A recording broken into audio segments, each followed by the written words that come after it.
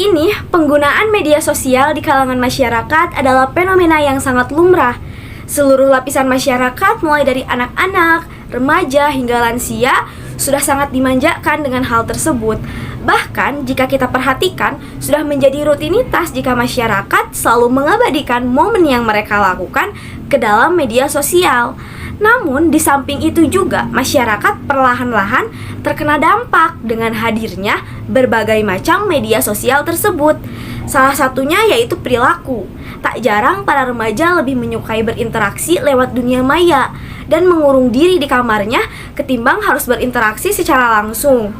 Nah, di sini tuh kita melakukan sebuah mini riset atau kita juga membuat sebuah artikel tentang penggunaan media sosial dan dampaknya terhadap masyarakat. Pertama-tama kita bahas dulu apa sih komunikasi massa itu, yang tentunya sosial media itu juga termasuk komunikasi massa. Menurut Bitter, komunikasi massa adalah pesan yang dikomunikasikan melalui media massa pada sejumlah besar orang. Mass communication is message communicate of a mass medium to a large number of people. Sedangkan menurut Ardianto et al. Mendefinisikan komunikasi massa sebagai jenis komunikasi yang ditunjukkan kepada sejumlah halayak yang tersebar, heterogen, dan anonim melalui saluran media cetak atau elektronik, sehingga pesan yang sama itu dapat diterima secara serentak dan sesaat. Sedangkan menurut Joseph R. Dominic, definisi komunikasi massa dalam bukunya The Dynamic of Mass Communication, Media in Transition, komunikasi massa merupakan proses pengiriman informasi yang dilakukan oleh suatu organisasi kepada halayak yang besar, heterogen, dan tersebar. Pengirim tersebut dilakukan oleh mesin-mesin tertentu. Definisi media sosial. Definisi media sosial menurut para ahli salah satunya menurut Boy dalam Nasrullah tahun 2015, media sosial sebagai kumpulan perangkat lunak yang memungkinkan individu maupun komunitas untuk berkumpul, berbagi, dikomunikasikan, dan dalam kasus tertentu saling berkolaborasi atau bermain. Telah dikatakan oleh Boy tadi, media sosial merupakan salah satu sarana untuk berkumpul seperti Google Meet, Zoom, dan lain sebagainya. Dan berbagi dalam artian saling berbagi informasi atau saling membagi informasi mengenai perkuliahan, berita, dan lain sebagainya. Dan juga saling berkolaborasi atau bermain dalam artian bekerja sama seperti bermain dalam game online.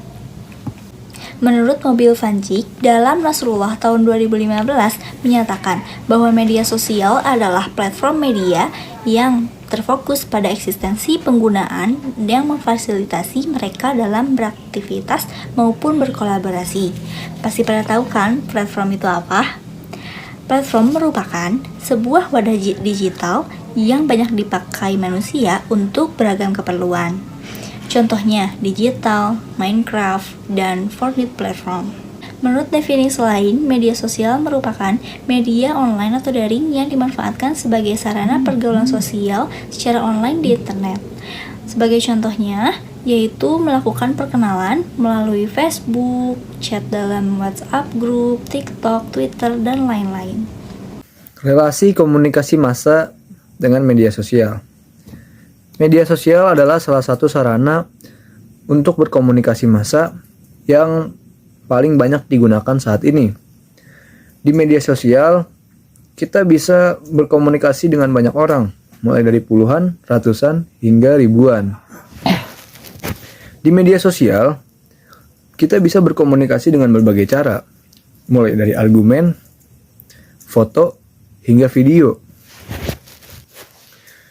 Jadi komunikasi massa dengan media sosial itu relasinya sangat berdekatan. Karena kita berkomunikasi massa saat ini, ya medianya menggunakan media sosial. Nah, jadi itulah relasi komunikasi massa dengan media sosial. Selanjutnya saya akan menjelaskan tentang teori dan fungsi komunikasi massa. Yang pertama itu ada teori jarum hipodermik.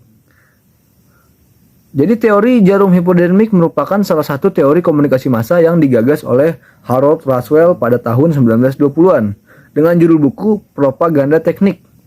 Disebut sebagai jarum hipodermik karena teori ini seakan-akan bisa menundukkan para audiens dengan pemberian informasi sesuai dengan apa yang dikehendaki media. Ibarat obat yang disimpan dan disebar ke seluruh tubuh menggunakan jarum suntik.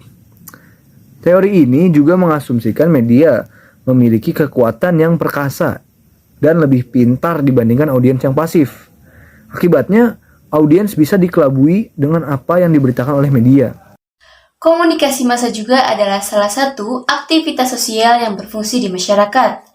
Sehingga Robert King Merton mengemukakan bahwa fungsi aktivitas memiliki dua aspek. Yang pertama yaitu fungsi nyata atau manifest function.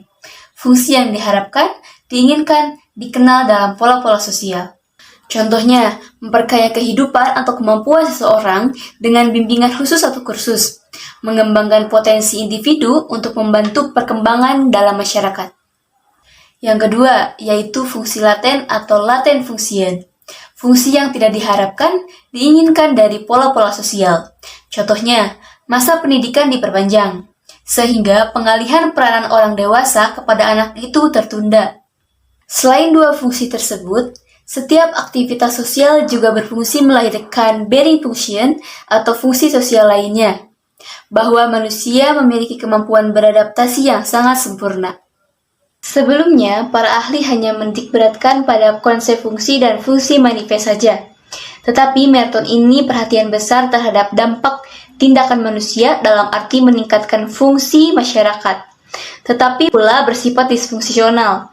Maksudnya, jika kita akan melakukan sebuah tindakan, harus tetap waspada, karena mungkin keberhasilan dalam tindakan itu justru menciptakan masalah yang berat. Maka dapat disimpulkan bahwa media sosial adalah media digital baru yang dimana seseorang dapat berinteraksi atau bahkan bertukar pikiran. Begitupun komunikasi massa. Komunikasi massa memiliki bobot nilai tersendiri pada setiap perubahan perilaku masyarakat. Sama halnya seperti budaya adalah komunikasi dan komunikasi adalah budaya. Dan berdasarkan hasil survei yang kami lakukan pada pengisian kuesioner, maka para responden menyatakan bahwa media sosial itu lebih memberikan dampak positif dibandingkan dampak negatif dari media sosial itu sendiri. Dan hal ini pun tidak luput dari bagaimana cara masyarakat menggunakan media sosial. Maka akan lebih baik jika penggunaan media sosial diimbangi dengan edukasi bagaimana penggunaan media sosial dengan cara yang baik dan bijak, terutama dalam memilah atau memilih informasi yang ada dalam media sosial. Mungkin cukup sekian yang dapat kami sampaikan mengenai penggunaan media sosial serta dampaknya bagi masyarakat. Kurang lebihnya mohon dimaafkan. Terima kasih. Wassalamualaikum warahmatullahi wabarakatuh.